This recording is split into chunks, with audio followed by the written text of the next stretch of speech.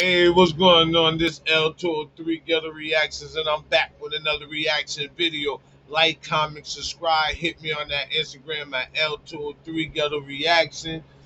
Yo, and I'm also on Twitch, so let's get it. Hey, yo, let's get it. I knew something was funny about this dude, 1090 Jake, too. I knew it was something funny about him.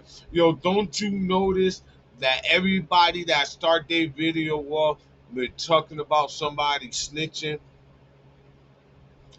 something always come up with their name on it? Every time something come up with their name on it. Nobody ain't noticed that. I noticed that. Whack 100, 1090 Jake. He the king of that. Oh yeah, yeah. He the king of that. Yeah, he the king of telling somebody business or calling somebody a snitch or say somebody snitching. Yeah, he the king. That's how he got his bread. That's how he got famous on YouTube. Yep, that's what happened. So now he caught in his shit. Yeah, he caught in his shit now. Paperwork came up on him. And and you know what else too? This the most gangsterest white boy I've ever seen in my life. He the only one that can stand up. Everybody's scared of him. Did anybody else notice that?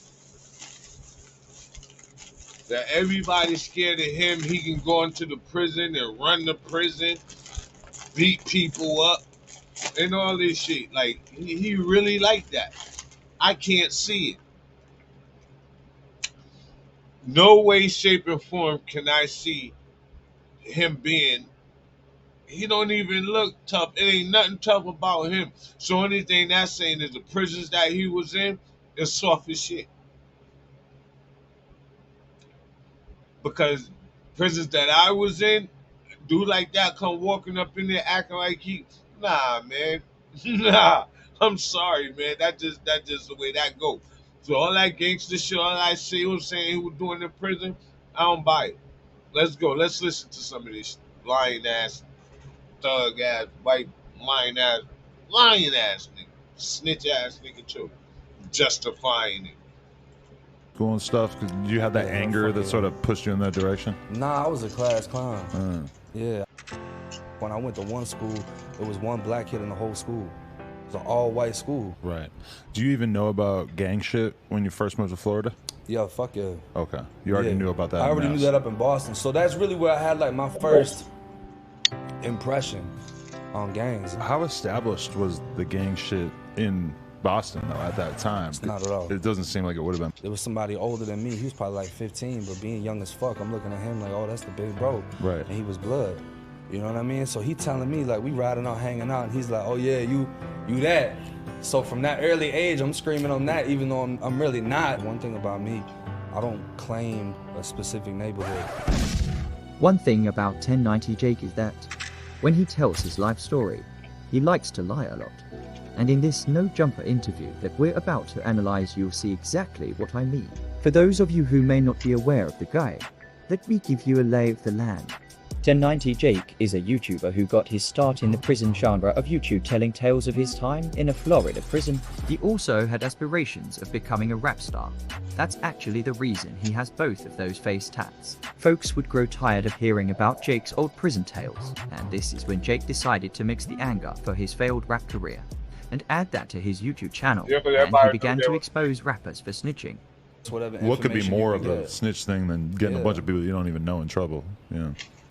Yup, that's right. He is a rat who rats on rats. How peculiar it is that the 1090 Jake channel is just rats on rats on rats. But as it often tends to do, the pendulum would eventually swing back the other way, and 1090 Jake himself would in fact get exposed for snitching. Not once but twice Jake would be exposed for snitching in two separate cases. Jake would manage to slither his way out of the first round of paperwork, But now more recently, new paperwork has emerged of 1090 Jake snitching on a Yes, fellow pretty inmate right in of that prison. one, homie. And in this new paperwork, we get a handwritten letter from 1090 Jake, written in perfect grammar. 1090 Jake refers to the inmate by name in the opening lines of the letter. He then goes on to accuse the prison guards of being violent to the inmates, and then finally ends the letter with, That's snitching. "Please help me." So in today's video, we take a look. That's snitching.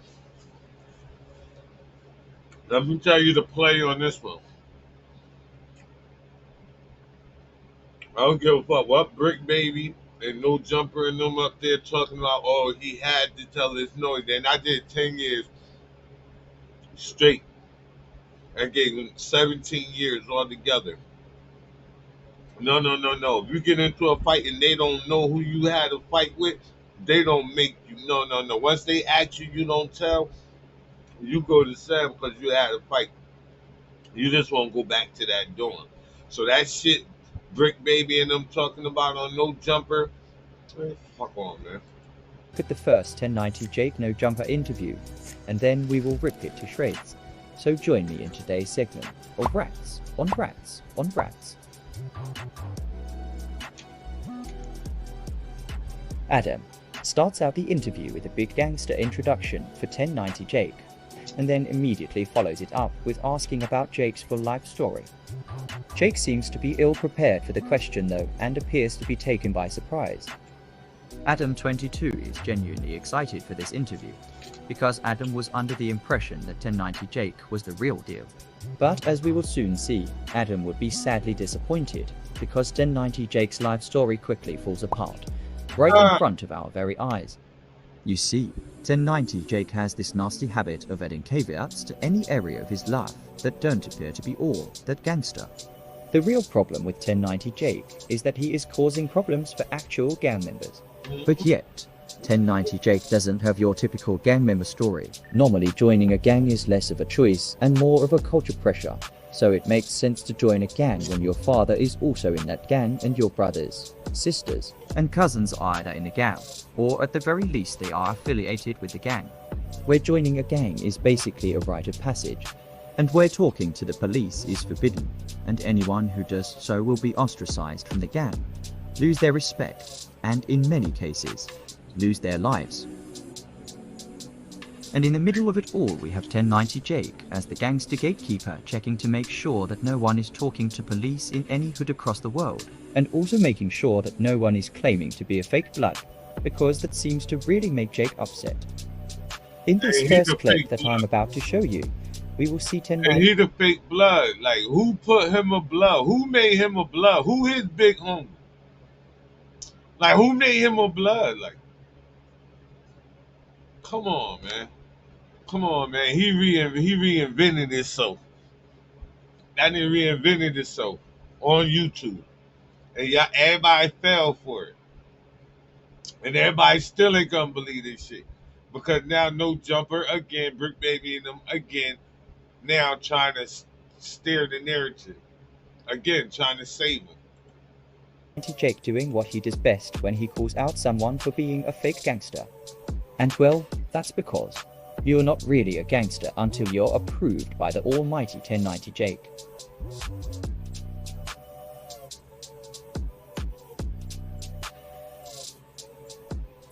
So I hit up the Island Boys because they're talking about they were saying they were sex, money, murder. Right, yeah. All right, well, you in the state of Florida, so if you're gonna be that, there's a specific motherfucker you have to know.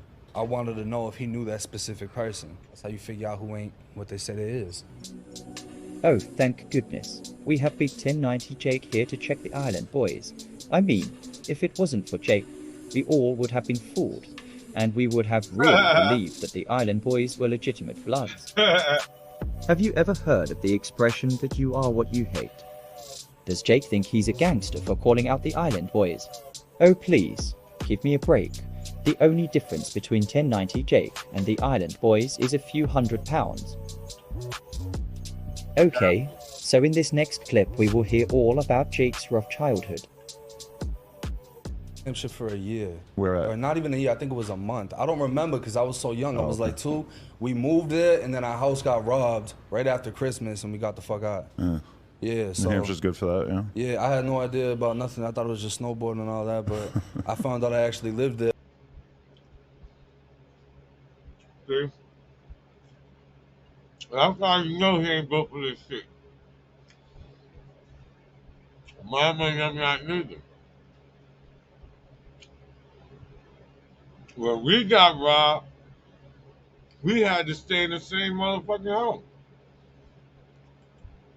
Yeah, and I mean, I know people that got robbed in this situation and they couldn't move. They still had to stay in the same house they got robbed in. They couldn't just move like that. They didn't have money like that. and didn't go too good. Right. But for me, I grew up all over the place. You know, my parents, they separated before I was born. Right. So I grew up really, it was 2 different households, and I can't say it was like a bad home, but it was hostile at times because whichever parent I'm with is talking about the other one. So it's a lot of situations, like if I'm getting dropped off in the weekend at this house, I gotta go get the child support check, and you know, they're not even trying to see each other, so Right. it was kind of a hostile environment. It wasn't a bad home as far as like poverty and all that, but it wasn't a happy home either. Whoa, did you hear that? Ladies and gentlemen, that is the most emo freak story I've ever heard, and it certainly doesn't sound like a gang member in the making. Yeah, were your parents sort of in the streets or outside like that at all? I never knew I love anything you talking, man. about any of that until I grew up. So like my I'll mother, go nah, check not your at all. page My out. We father, playing this shit. I always had a gangster impression of him. So I'm Italian and Irish. So the whole family big on like all the mob shit, you know what I mean? Right. And I'm always looking at him like, oh, he must be in something. He must be in something, because just the way he moved. He's got a friend on every block we go to. People always pulling up. I think I had me toys too. in there, some shit, I and I ain't found lie. a gun. You know what I mean? So he caught me when I found it. He trying to tell me it's a BB gun. Did you catch that one? Jake says, no, my parents weren't in the streets, but I think my daddy was secretly a gangster. And don't even get me started on the guy's BB gun story. It's absolute nonsense. If your dad said it's a BB gun, then I'm sure it was a BB gun, and not an actual real gun. But let's take the bait and play along with Jake's ridiculous story and pretend that it was an actual real gun for the sake of the argument. Well then, so what? Is it supposed to be a big deal? I mean, I know plenty of dads who own guns, but that doesn't make them gangster. This is what I meant earlier when I talked about 1090 Jake's gangster caveats. He's gonna throw the word gun into his story at every opportunity he has, in order to make his upbringing appear to be more gangster than it actually was. And in this next clip, 1090 Jake will tell us about how he got his first handgun at the age of 13, 2 months after moving to Florida. And then Mr. Class Clown was supposedly under investigation for selling guns and drugs in school. Definitely. So were you getting in trouble in school and stuff? Because you had that Yeah, anger fuck that yeah. sort of pushed you in that direction? Nah, I was a class clown. Yeah, I didn't do shit. I It can got to a believe that. point where teachers wouldn't even give Hey, me you no look goofy as fuck. schoolwork. I like to hang out. I liked it because it was fun, but Right. as far as getting in You- trouble, nah, I got and you suspended still a shitload fun. of times. It really got worse, like middle Don't school, lie. high school. Right. High school freshman year, they had me under investigation for selling ecstasy, guns. That's a lie. I don't believe that. I want to see you work on that. I want to see paperwork on that. If you was under investigation,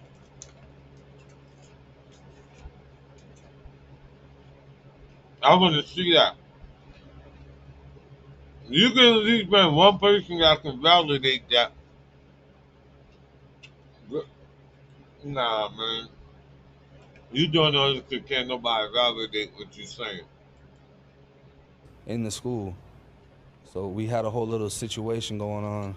So, I mean, you're in elementary school and presumably you're not really selling any illegal stuff. At what Nah, point? I At what wasn't- I point does wasn't that on kind of sh- kick in? I wasn't on shit till middle school. Okay. Really, the year before I moved down to Florida.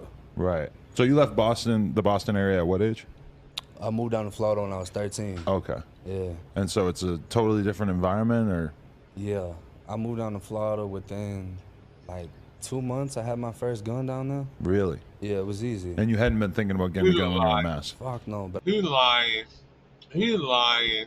Who can vouch for that? Which one of your friends? You mean tell me none of your friends around? Nah, one around that can vouch for that around that age you was carrying? Come on, stop playing. Stop. Yo, nobody don't believe you, nigga. But I came down here and everybody got everything. Alright, so he wasn't really a gangster until a year before he moved to Florida, which would make him 12 years old. Do you guys smell that? That smells exactly like bullshit. Oh my god, it's awful. Yo, that dude's funny as hell. Yo, he's funny. Do you really expect us to believe any of this crap? I mean, come on, for the love of God. This is Bobby Hill we're talking about here. In this next clip, we're about to have Jake explain to us what 1090 even means, and why he has it a part of his name.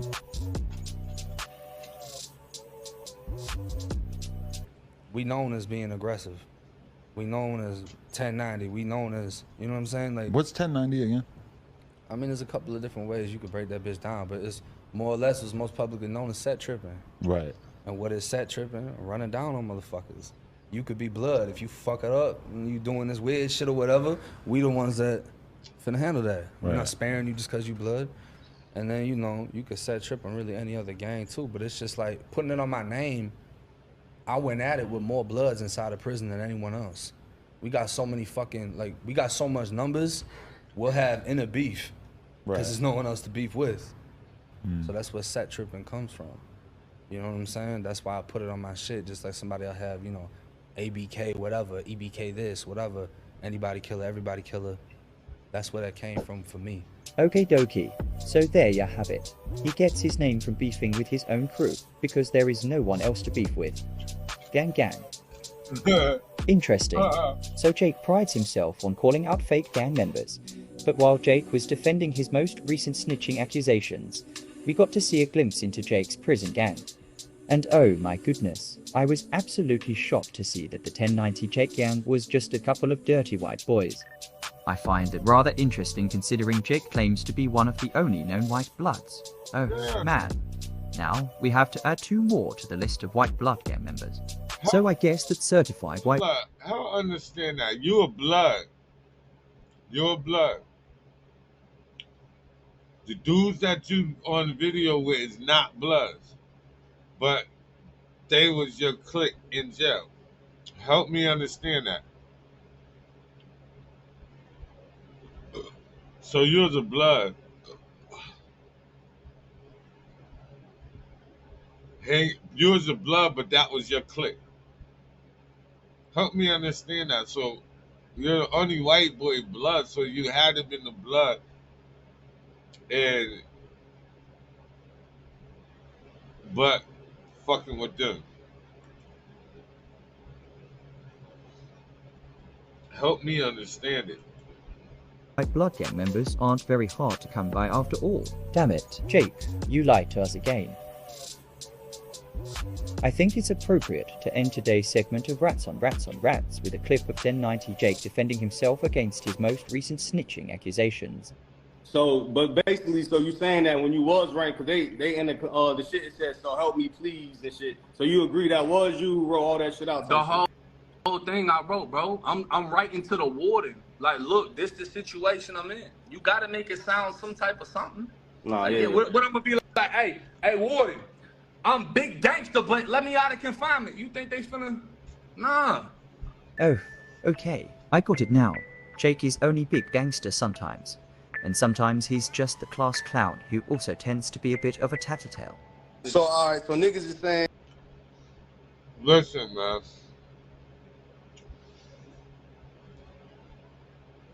You get in the fight in prison.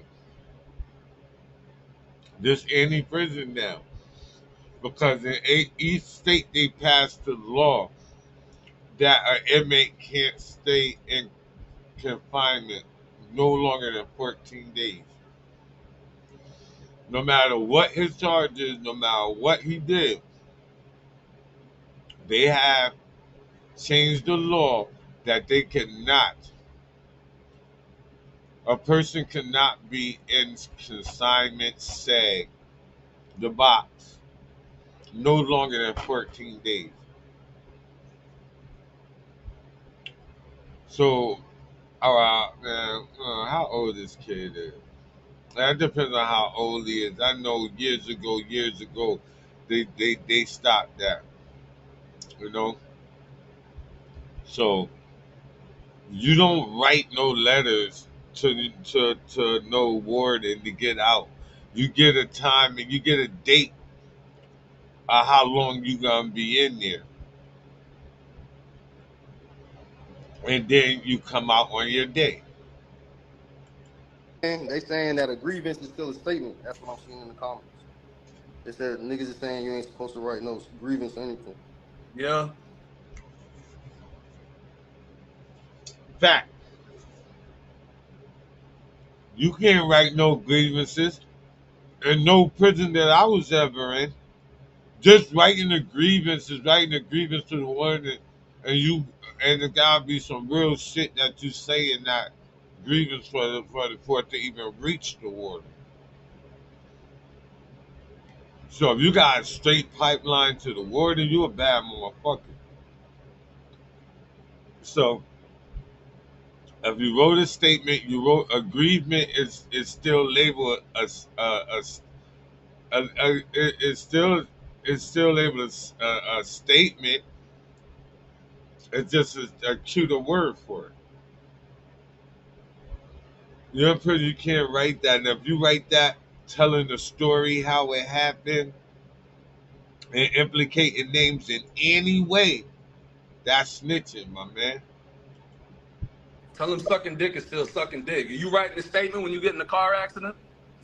Or you just letting somebody hit your car? That's what you finna do? You that gangster that when someone hits your car, you ain't finna go to the police. What do that got to do with you in prison writing a statement, you dumbass? Like for real, what do that got? What do somebody hitting your car got to do with you being insane writing a fucking statement? It's a statement. You can call it whatever you want to call it. It's a fucking statement. You said names in it. It's whether to get out the box, you snitched to get out of confinement, or you snitched in the beginning. And that is a beginning statement. You know what I'm saying? That's the statement that happened the day of the fight. So you try to make it seem like you was in SAG. You was in SAG. And then you for for a period of time, and then you wrote a statement about what happened to get you out of SAG. It don't work like that, partner. In no prison have I ever been in does it work like that. Right after that fight, homie, one get take the medical, one get stand guard. When the one come out of medical, that one goes into the SAG wing. Then the other one will go to medical. Doing the medical statements right there, doing that before the medical, they asking you questions about it. And you gotta write that before medical, you even go to medical. Unless you really banged up, cut up, yeah, you're gonna go to medical. But if it's just a regular fight, a little knot on your head or something like that, no, you get a statement while the other dude is in medical. And then when that dude get out of medical, you go on medical, then they still go to that dude and get his statement. Those statements are beginning statements. Department and get the shit you gotta write out. Nah, you so gangster. That's what you're doing? Yeah. Now, this is classic snitch language.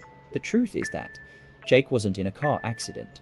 He was in a prison fight, and he got hit in the head with a sock filled with rocks and then snitched on not only the person who hit him, but Jake snitched on everyone who was involved.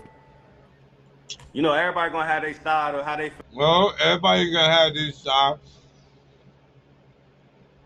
all his boys are trying to come up here and steer the narrative. No, he snitched. Point blank, period. No way around it. He gave names in a statement. He gave names that was in the statement. And not only the person who hit him, he gave names of other people.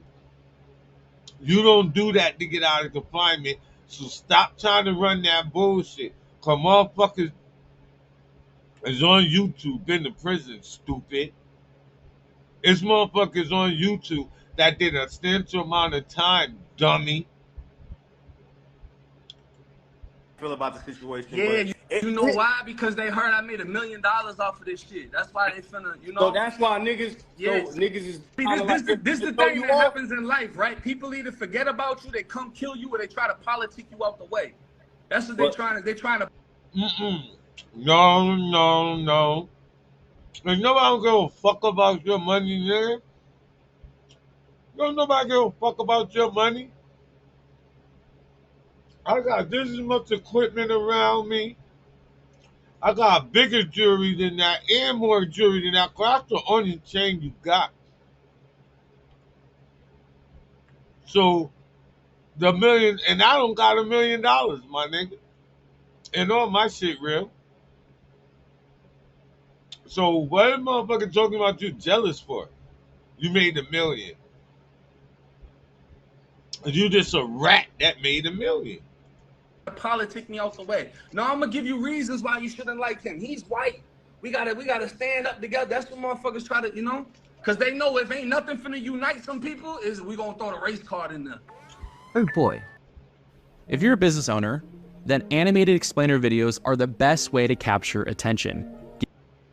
Did you seriously just imply that people think you're a snitch because you're white? Are you kidding me? Yeah. What kind of emo freak excuse is this? No, Jake. And People his think boys you're a that don't snitch help because him, you his gave boys names are to right the with him. police. It's really quite simple. Yeah. He's white. He ain't supposed to. It's the same shit Charleston White be doing. He know how to get people moving. He know how to hype the crowd, and then that shit dies the fuck out. Oh yeah. Yeah. So yeah. But that's the thing. That's what's really fucking it up. Cause it's like nigga 1090 Jake, the nigga that's exposing the paperwork. So they ain't trying to see your name on anything. No grievances. You know what I'm saying? Nothing like that. So that's really like got everybody. They don't want to see my name on no jumper either, making a bag off of this shit. That's what they really don't want to see.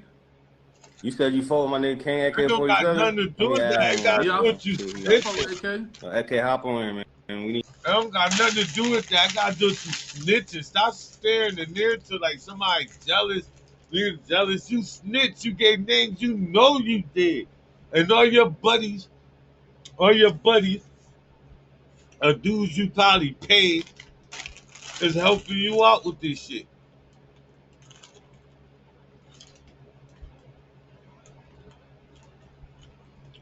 They want to steer the negative narrative. Like, there's people online that ain't never been to prison and don't know how this prison policy shit go down. I don't give a hell. For no reason at all do you put your name or anybody else's name on a grievance telling what they have done to you. You cannot get out of confinement, sag, box, however word you want to put it. You cannot get out of there by a statement like that. Sorry, just the one to tell you. I need your perspective, bro. And I know can't nobody in Cali say nothing because Greedo's fine, right? Yo, man, what the fuck going on, man? Hey, Rebo, what up, Jake, bro? What up, nigga? You know my deal going hard, nigga. What's going on? What you in the dark? Huh? I'm outside. You know, big ass. We ain't gonna say too much though, but yeah, don't do that. What's up though? Man, what the fuck going on? Nigga talking about your boy, Jake. I'm like, man, what happened, man? Dude fired me up. They took us to the back. Wait, you said the police said, name? Huh? You said his name? Yeah, I wrote everything that was in the DR that I had. Everything in there. You said dude fired you up, what? Nigga. Dude fired me up, and then the police beat the fuck out of everybody in the back room. Jake, man, you said his name, bro. You know what they about to say, bro. What are they gonna say? They gonna say you a rat, bro. You wanna know this? You know this, bro. Except for when they said that I flipped this dude and then this one flipped the other one. No, I see what you said, but you really should have said I got hit in the head. I don't remember who the fuck hit me. There you go. Man, I got in trouble. We all already had got in trouble and all already had got sentenced to 120 days of confinement. No, that's true. That's true. I thought we weren't supposed to put people names and shit though. Nothing. Even if it was true. Thanks for joining me on today's segment of Rats on Rats. I hope to see you all in a future video. Now, when they said that I flipped this dude and then this. Nah.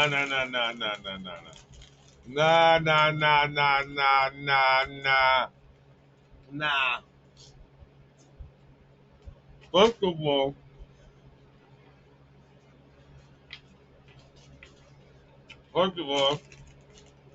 I'm gonna bring you in the head with a couple of things.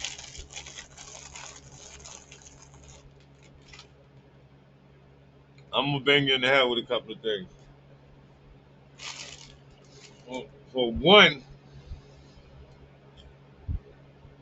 you can't tell if you got banged up and they don't know who did it, that person got away. You can't tell. One. Two, that's a beginning statement that you said already. That you said the day of the fight. Now, once you in confinement and you're sentenced to 100 days, 120 days, but I know Connecticut, where I'm from, they changed it, man. You can't stay in confinement no more than 14 days. Once you get that amount, it's like you taking a plea deal. You lost all your rights for trial, everything. You lost your right to even take the shit to trial, all that. You insane. So once you get the time that you're getting, you can't keep writing a lawyer. Keep writing the warden to get out of confinement. No, buddy. The days they told you that 120, you're doing every bit of that time, and nothing you can say before that's gonna get you out of that.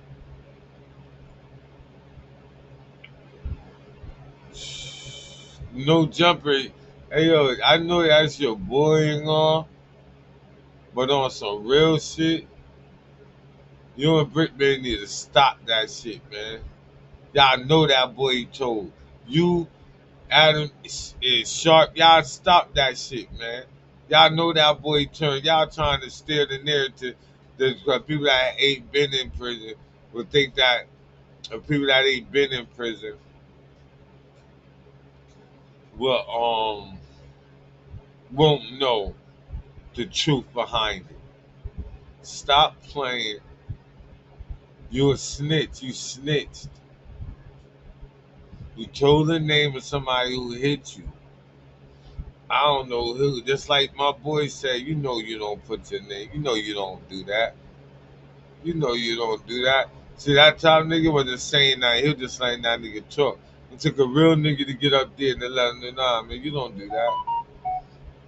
You don't do that. You know we don't do that. But you did it. And you're a rat.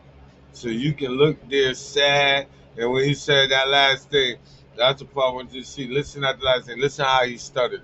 Because he ain't dumb. You call people out too much for you not to know what the fuck going on. Listen what he asked. Listen what he said.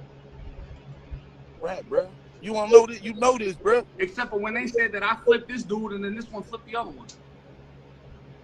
No, I see what you said, but you really should have said I got hit in the head. I don't with that. Who the fuck hit me? You feel me? Man, I got in trouble. We all already had got in trouble and all already had got sentenced to 120 days. So I that's true. With Tab. That's true. I thought we weren't supposed to put people names and shit though. We not. Even if it was true. Thanks for joining me on today's segment of Rats on Rats. I Nah, hope ain't no. No, no, it's not. Again, and boys again trying to steer the narrative. but twice Jake would be exposed for snitching in Trying to 2 steer separate the cases. narrative. Jake would manage to slither his way out of the He first was round of snitch. paperwork. But now more recently, new paperwork has emerged of 1090 Jake snitching on a fellow inmate What in part prison. of what he And did? in this new paperwork, we get a handwritten letter from 1090 Jake, written in perfect grammar. You know, 1090 Jake refers to the inmate by name in the opening lines of the you letter. know. He then goes on to accuse the prison guards of being violent to the inmates, and then finally ends the letter with, "Please help me." So in today's video, we take a look at the first 1090 No, that Why I love Envato Elements? I love that I don't have to animate my own texting conversations. Boom, boom, boom, boom, boom. 1090 Jake would make a spontaneous statement that the gun was in the closet under the green shirt. He said that he did shoot the gun to see if it worked. I told the police where it was. Okay, today's video is gonna be a quick Oh! one. It's more of an update for the 1090 Jake video that I uploaded last month. And in that video, we took a look at some of 1090 Jake's snitching allegations. Oh, let's But now get it into appears that we have to add yet another snitching accusation to the Oh no, no, no, no, no, not another one. Not another one. Not another one. Come on, Jake. Come on, 1090 snitch Jake. Come on, man. Let's get this one, man. This some new shit right here. list. And this one appears to be a bit more serious than the other previous 5 snitching allegations. So I have to say it's looking like Whoa. Other 5. This nigga have 5 allegations.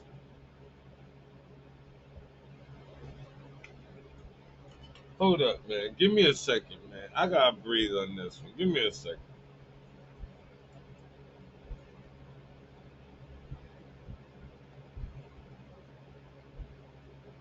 You mean to tell me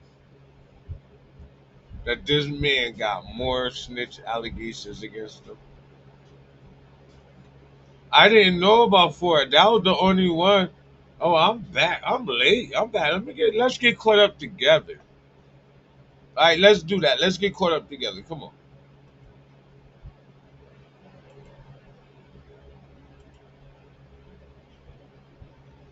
Come on, let's do it. we might be seeing old Jakey Boy going on another live stream to share his thoughts and explain himself for tattletelling again. Because this morning I was about to begin scrolling through YouTube, as I often tend to do, but I did not even get the opportunity to scroll, because almost immediately I noticed a post from YouTuber Brian Blake, and I just could not believe what I was seeing. I was surprised to say the least, because in this post Brian Blake writes to Vlad TV and 1090 Jake, and he reminds them both that Jakey Boy forgot to tell Vlad about his handwritten statement. Apparently the grievance that we learned about in my 1090 Jake video definitely was not all that he wrote. Now listen, I'm not sure if this is 100% true, but however, I do watch the Brian Blake channel, and I do not believe him to be a liar. So for my own peace of mind, I'm going to accept this as fact, until it is proven to me otherwise.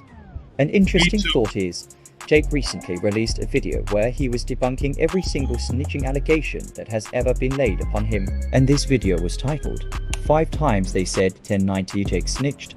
Oh man, now he's gonna have to make an updated video titled 6 times they said 1090 Jake snitched. Either way, it was a very, very entertaining watch. When I'm rocking with y'all rocking with me. And for this video, I'm not gonna be speaking on your favorite rapper. I'm gonna be speaking on your favorite YouTuber and these snitching allegations. I believe it is snitch allegation number 5 when he tells us about an accusation made from an anonymous source, and I do have to say, to Jake's credit, the source's claims do seem to be baseless and dubious at best. But that's not what piqued my interest with this part of the video. No, to me the truth is actually the interesting story here, because Jake tells us that in 2012, he found a gun in an abandoned house in between some couch cushions, and then later on, The story goes that Jake was then flashing the gun to his good pals Brad and Alex, who happen to be white and Hispanic. Just take a mental note of that detail for later on in the video, it'll come in handy. Anyways, so yeah, they have a gun that they found and now Jake thinks he's Bishop in Jews, and he ends up shooting the gun off, and because they were not used to shooting guns. The loud boom sound must have scared them because they then ran into Brad's mum's house. Wait, I'm sorry, it was actually Alex whose house they ran into. Either way, they ran into the house, but only until the police arrived to immediately summon all three of them back outside. And then, with a sense of relief, Brad breaks from all the pressure being applied and tells the police everything that they need to know. I guess you could think of it as some type of scared straight situation, and then Jake will go on to brag about how he beat the case, when the reality is, there wasn't much of a case to beat, considering no one was injured. In fact, there wasn't even an intended target. No, the police understood that these were just some idiots who randomly found a gun, that they had no intention to ever hurt anyone. So the police just took the gun away, and then the problem was solved. Because clearly Jake, Brad, and Alex had no possible way for obtaining their own gun, or else they would have more than just the one that Jake had been noticeably flashing around ever since the day he found it in that abandoned building. Now this is where it gets interesting. In my 1090 Jake video, he tells us that he was only 13 when he moved to Florida, and within 2 months he already had his first gun. And that's because, according to Jake, guns were rather easy to find on the streets for a 13-year-old white kid from Boston. Well, I guess now we finally understand what Jake meant when he said that guns were easy for him to find in Florida. Although I think he meant to say gun instead of guns, and he was actually 17 years old instead of 13 years old. Ah yes, it finally is all starting to make sense to me now. Jake just has a bad memory. Well, don't worry, Jake. That's what we're here for, to help you straighten out your story, because it seems to get awfully confusing from time to time. But enough from me. I think it's about time that we hear it from the horse's mouth. So now, take it away, Jakey boy.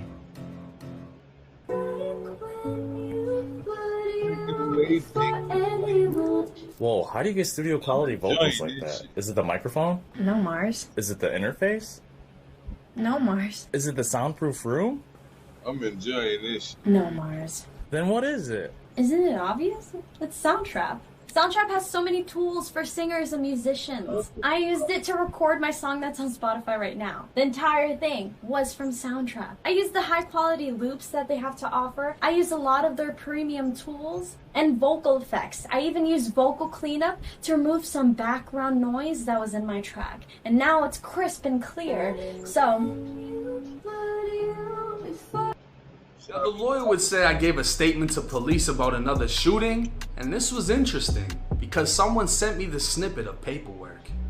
Another anonymous page would post a piece of paper, and while you can't read much, you can read Mr. Cherry made a spontaneous statement to the officers.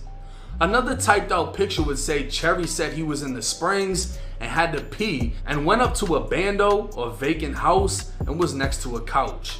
Something caught his eye and he saw the butt of a gun. He said the gun was silver/gray with a brown handle. He said the gun looked old but the bullets looked new. There were only about 4 bullets in there. Now once again, this paperwork came from a situation I covered on my channel titled I Shot the Gun, She Passed Away. And since nobody was willing to buy the paperwork from an anonymous page, I requested it all for free. April 20th, 2012, when he passes it to me, I move him out of the way. I went to busting that shit. Boom, boom, boom, boom, boom. So, you know, this shit's going off. This shit's loud as fuck. Everybody starts running. I mean, there's cars going by and everything. The main officer that was there, he's talking to Alex's mom. He's like, listen, is this Section 8? She's like, yeah. And, you know, he tells her, if we get a search warrant and we find that gun inside of there, you can be taken off of Section 8. This is going to affect your whole family. I caused this whole situation. You know what I'm saying? Like, that's my gun. I shot it. So I gotta take responsibility. On April 20th, 2012, 5 officers were dispatched to 12th and Yukon in response to shots fired by 2 white juvenile males. A witness told officers they ran into 1101 Yukon Street, and officers would arrive at the home making contact with 2 white males and 1 Hispanic. They all identified themselves. The parent of Alex allowed officers to search his room for the gun, but they didn't find it. The one juvenile, 1090 Jake, would make a spontaneous statement that the gun was in the closet under the green shirt. Can we please just take a moment and appreciate the phrase, spontaneous statement? Because it seems to be a noteworthy phrase, and well, I can't quite put my finger on it. But to me, there is just something strange about using that phrase. I guess you had to be there, because it sounds like spontaneous Jake was really out here keeping it a buck, and ratting on himself before they even got down to the police station, where all 3 of them continued to sing like birds. Let me tell you, this must have been an easy one for the detectives on the job that night. I mean really, how often is it that they find 3 little birds all singing the same song? Sounds like this case was a walk in the park for those detectives. And this is kind of what I meant when I said that the truth is actually more interesting than the lie. Because in this police report, it seems like we get an exclusive look into the original 1090 Jake gang. And we get the opportunity to learn exactly how Jake earned all of his street cred. Plus, we also get a glimpse into the gangster brain of a spontaneous 1090 Jake. Officers recovered the weapon and ran the serial number, which came back stolen out of a burglary 2 days ago. All 3 juveniles were detained and transported to the district to be interviewed. Alex's mom and Brad's mom would give permission for their juveniles to be interviewed. Brad stated he is in 11th grade and making A's and C's. He was read as Miranda and signed the form agreeing to be interviewed, and Brad said Jake told him the day before that he had a gun, but didn't see it until they got over to Alex's house. Brad said Jake said he found it at an abandoned house in Sulphur Springs. He said Jake started flashing the gun around, and Jake and Alex walked off with some other people while Brad stayed on the porch. A few minutes later, they came running back and said they shot off the gun. They all ran in the house. Alex stated he was in 11th grade and making D's and F's. Alex stated after school they went back to his house. He said he wasn't involved in stealing the gun. He and Jake went to the store and Jake showed him the gun. He said today was the first time he saw the gun. He said he held it but didn't fire it, and Jake told him he found it in the Sulphur Springs area. Officers attempted to contact 1090 Jake's aunt but couldn't. 1090 Jake stated he is in the 11th grade and making straight F's. He said he was in the Springs and had to pee and went up to a bando next to a couch. Something caught his eye and he saw the butt of a gun. He said the gun was silver and gray with a brown handle. He said the gun looked old but the bullets looked new. There were only about 4 bullets in there. He denied talking to Brad the previous day about the gun. He also denied breaking into a house and didn't show the gun was stolen. He said that he did shoot the gun to see if it worked. So Brad, Alex, and Jake tell the police everything, except for Jake denied seeing Brad, which is a weird flex, but okay. Yeah, like I said, they all told the same story, minus a few details here and there. I gotta say, spontaneous Jake is quite the guy. Look at him over here taking charges for folks he doesn't even know. Although I am sure whoever originally stashed that gun inside of the couch is very thankful for Jake taking those burglary charges. I guess in some weird twisted way, 1090 Jake really is an activist after all. And like many have said, if I was a different color, I'd be an activist. No, hold on. Actually, never mind. I take that back. He's not an activist. He's just an idiot who went to jail for some random person's burglary charges. Wait, was this the start of Jake's prison career? I told you. Sometimes the truth is much more interesting than a lie. Now I told this whole story on how I shot the gun, and I admitted I shot it and that it was mine, because the cops were threatening to get a search warrant to search Alex's whole house, not knowing his mom had pills and a weed plant in her room. So because I shot the gun, and we were standing in front of Alex's house as Alex's mother started to cry, begging him to tell the police where it is, I told the police where it was. I said it was mine. I shot the gun, I found the gun, and I was willing to take all responsibility because I didn't want them getting a search warrant, finding all of his mother's shit, and then snatching their Section 8. But the funniest thing about all of this is everyone said the story was fake because I shot a gun off and nobody got charged. According to the paperwork, me and Alex both denied stealing the gun, but both confessed to possessing it. See, that's your problem right there. Why the fuck would you tell the police that it was your gun? Especially when you knew that it was not your gun. You cannot be saying things like this in a statement. Because what if the gun happened to be in a burglary the day before? Or even worse, a homicide. I can just see it now.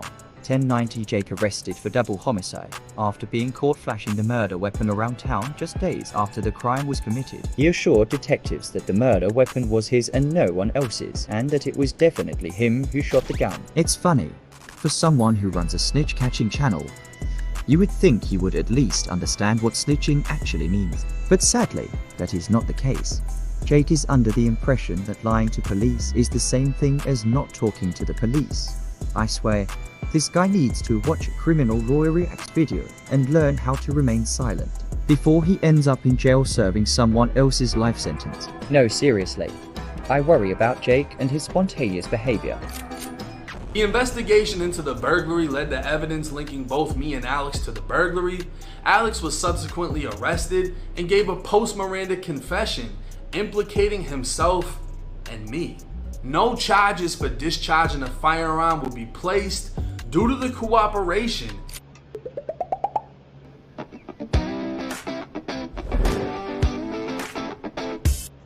And that's our word of the day: cooperation. Jake's defense for not snitching in this case is that he only snitched on himself, so okay, I guess that counts, but I still think he ought to not self-snitch, because you never know what details of a crime that you might unknowingly corroborate for detectives. So it really is just best to keep your mouth shut and wait for a lawyer. But what am I saying? You should know all of this already. I mean, aren't you the one who calls out rats as a profession? At the time the firearm was recovered. So like I said in the video, I ended up going to a program in the O. Alex ended up getting picked up at a later time. I escaped the program, got picked up in Orlando, and had warrants in Tampa, and ended up getting transferred from Orlando's juvenile facility over to Tampa's. So yeah, I told the cops where the gun was that I fired. I told them I found it, and I'm the reason nobody got booked. Meanwhile, Brad told the police I had the gun the day before. I do not want to exclude the possibility that these three little birds are actually the numbnuts who did the burglary, because that would also be hilarious. Let's think about that scenario for a moment. That would mean they broke into someone's house and stole a gun, just to then shoot it off in front of their own house, causing the police to arrive and immediately link the gun to the burglary. Moral of the story: never do a lick with spontaneous Jake. The guy is unpredictable. You really never know what he might say next. But Alex never said anything against me, because when I went to court, they told me they have no new witnesses, statements, or confessions, and I beat the entire case. So we never got charged with shooting the gun. We got charged with the burglary the gun came from and possessing it.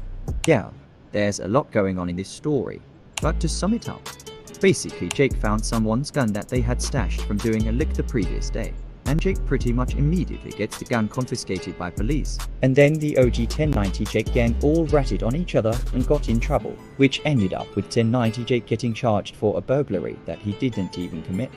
And then he was sent to a youth prison. Then, that's what began his lifelong love of telling prison tales on YouTube.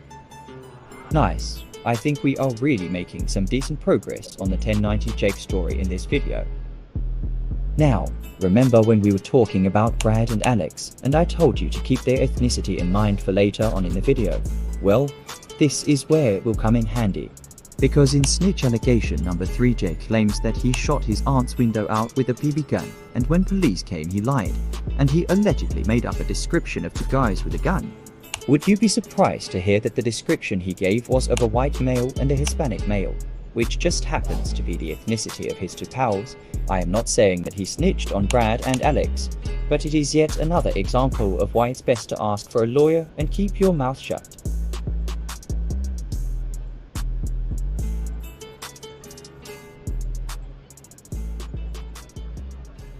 This was when I shot my aunt's window out with a fucking BB gun, and she called the cops. I gave the police 2 fake descriptions, and the paperwork would state, on March 23rd, 2012, the eyewitness Jacob Cherry made the following sworn statement. He was sitting in the living room watching television. He heard glass break in the bedroom and what sounded like a gunshot. He walked in the bedroom and saw 2 holes in the window. He looked out the window and saw two white teens about 13 to 14 years of age. Can you see it now? The obvious point that I'm gonna make is, he could have just simply said that he didn't see anything. Right.